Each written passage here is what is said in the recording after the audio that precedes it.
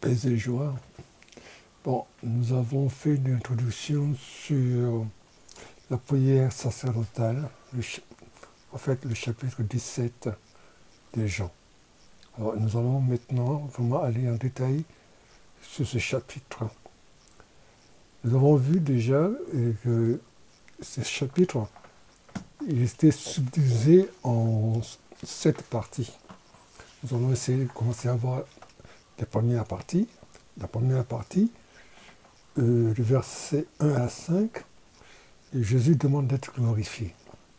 Alors, il commence ceci. Ainsi parla Jésus, puis il leva les yeux au ciel et dit, Père, l'heure est venue, glorifie ton Fils, afin que le Fils te glorifie. J'en avais déjà parlé dans le chapitre 12, à partir du verset 27. Alors, la notion de l'heure est importante. Jésus savait qu'il allait partir. C'était sa dernière mission. Une mission pour laquelle il était venu. Je rappelle que je vous avais dit aussi que dans 1 Jean 3, verset 8, c'est pour détruire les œuvres du diable que le Fils de l'homme est apparu. L'heure, c'était justement où il allait détruire le diable, les œuvres du diable. Et comment? Par la croix, en mourant sur la croix et par la résurrection. Alors donc, il redemande, il aurait fait la même prière qu'il avait fait dans Jean 12, versets 27 et suivant. Je vous rappelle qu'à ce moment-là, le Père avait dit, si je suis mon Fils, je vais le glorifier, je vais le glorifier. Donc, je rappelle ça au Père. Alors, ensuite, il dit, ainsi, comme tu lui as donné pouvoir sur tout être de chair, il donnera la vie éternelle à tous ceux que tu lui as donné. Or, la vie éternelle, c'est qu'ils te connaissent, toi, le seul vrai Dieu, et c'est lui qui t'a envoyé Jésus-Christ.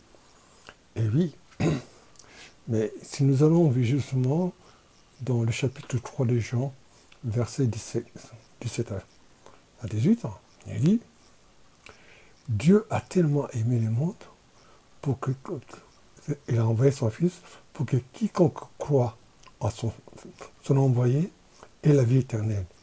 Et la vie éternelle, c'est qu'ils te connaissent. Jésus est venu pour nous faire connaître le Père. Donc, non seulement il est venu pour détruire les œuvres, mais aussi nous faire connaître le Père. Nous sommes dans la vie éternelle, qui te connaissent toi, le vrai seul Dieu, et c'est lui qui t'a envoyé Jésus-Christ. C'est curieux que Jésus utilise ici Jésus-Christ. En fait, Jésus, ça veut dire, en hébreu, c'est Yeshua, Dieu sauve. Et Christ, en grec, c'est Christos, l'envoyé, le Messie. C'est lui qui vient réaliser la mission. Donc, or, la vie éternelle, c'est qu'ils te connaissent, toi, le seul vrai Dieu, et c'est lui que tu as envoyé. Moi, je t'ai glorifié sur la terre en accomplissant l'œuvre que tu m'avais donnée. Oui. Jésus, justement, il est venu nous montrer le Père. Et par ses œuvres, justement, plusieurs fois, il a dit, si vous ne me croyez pas, croyez au moins aux œuvres que je fais. Il n'y a que le Père qui peut remettre les péchés. Souvenons-nous du paradis de Capharnaüm. Il a remis les péchés. Un homme ne peut pas remettre les péchés. Donc vraiment, il glorifie le Père. Maintenant, glorifie-moi auprès de toi, Père, de la gloire que j'avais auprès de toi avant que le monde existe. Donc Jésus rappelle à son Père que bon voilà, nous sommes dans le même projet. Je suis descendu pour faire ce projet que nous avons, pour sauver l'homme, tout homme. Bon, maintenant je vais partir. Je veux réaliser la dernière mission qui m'est restée. Je te fais connaître. Maintenant, je dois détruire le mauvais. Alors, là, nous allons attaquer la deuxième partie, ce qui est ce que le Père a donné à Jésus. Versets 6 à 8. Jésus dit ceci. J'ai manifesté ton nom aux hommes que tu as pris de me les donner. Ils étaient à toi tu me as donné et ils ont gardé ta parole. Maintenant, ils ont reconnu que tout ce que tu m'as donné vient de toi. Car je leur ai donné les paroles que tu m'avais données. Ils ont reçu, ils ont vraiment reconnu que je suis sorti de toi. Ils ont cru que tu m'as envoyé. Alors, juste dans ce passage-là, j'aimerais voir, là où c'est écrit ils. Ils, ils le personnel il avec S. D'abord, ils étaient à toi. Premier point. Je vous rappelle, comme Moïse disait au désert, mais c'est ton peuple. Hein, c'est ton peuple. Sauve-le. Mais il dit, ils ont gardé ta parole. Premier point. Ils ont reconnu que tout ce que tu m'as donné vient de toi. Ensuite, ils ont reçu les paroles que tu m'avais données. Quatrième point, ils ont reconnu que je suis sorti de toi. Cinquième point, ils ont reconnu que tu m'as envoyé, que je suis loin. Je suis l'envoyé, je suis le Messie, celui qui est venu pour sauver. Donc, ils ont reconnu ces 5 points-là. Voilà ce que Jésus dit par rapport à ses disciples.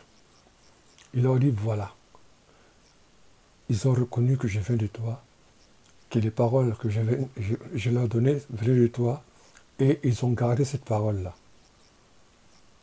Alors, ça, ce sont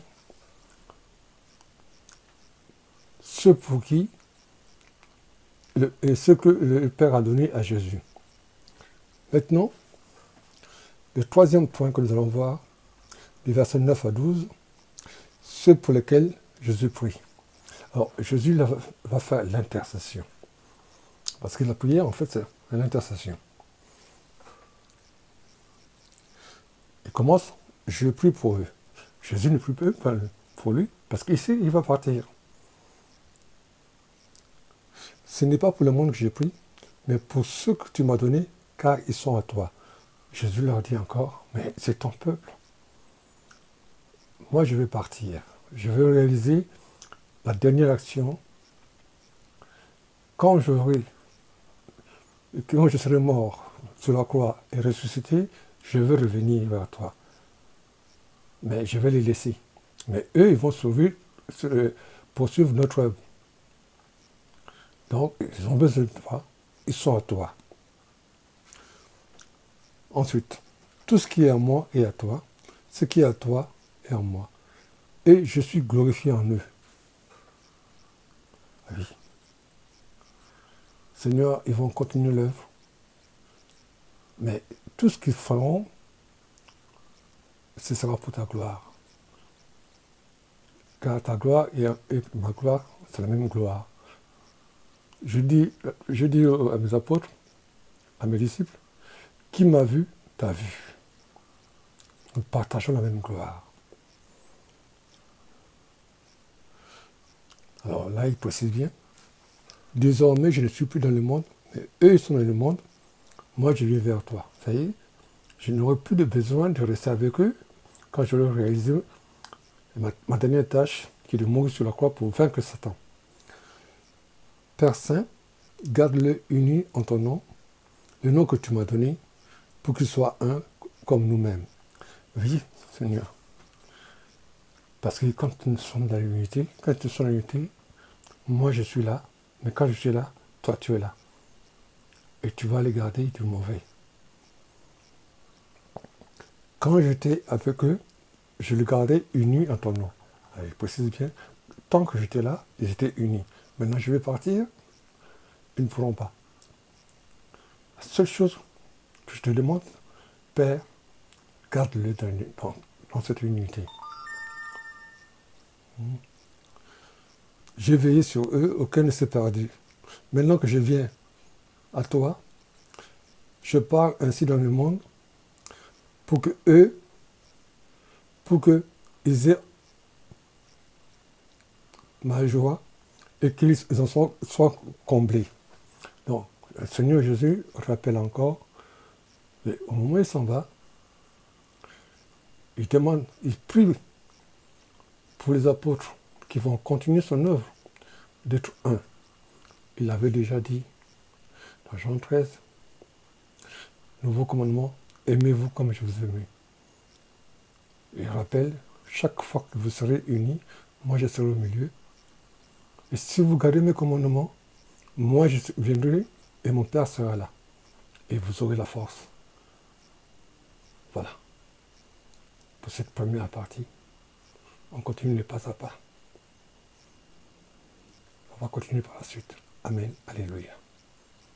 À bientôt.